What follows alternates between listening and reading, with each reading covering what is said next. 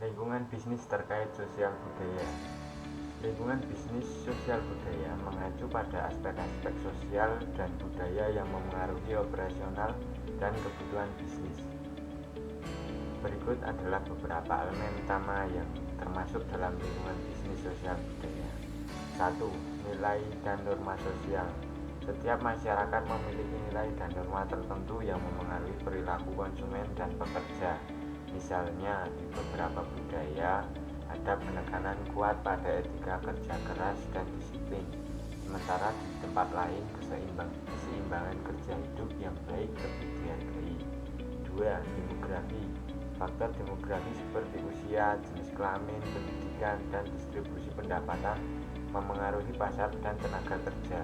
Perusahaan harus memahami demografi target pasar mereka untuk menyesuaikan produk dan strategi pemasaran. 3. Agama dan kepercayaan. Agama dan kepercayaan bisa sangat memengaruhi kebiasaan konsumen. Produk atau iklan yang tidak sesuai dengan keyakinan agama bisa ditolak oleh pasar tertentu.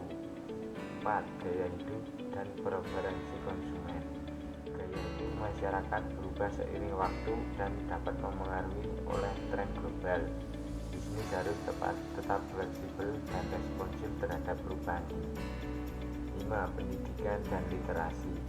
Tingkat pendidikan dan literasi memengaruhi kemampuan konsumen untuk memahami produk dan layanan, serta memengaruhi jenis produk yang dibutuhkan atau diinginkan. 6. Peran gender.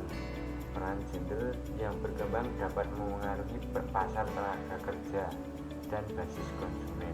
Misalnya, peningkatan partisipasi perempuan dan dalam angkatan kerja membuka peluang baru untuk produk dan layanan tertentu. Teknologi dan media sosial. Adopsi teknologi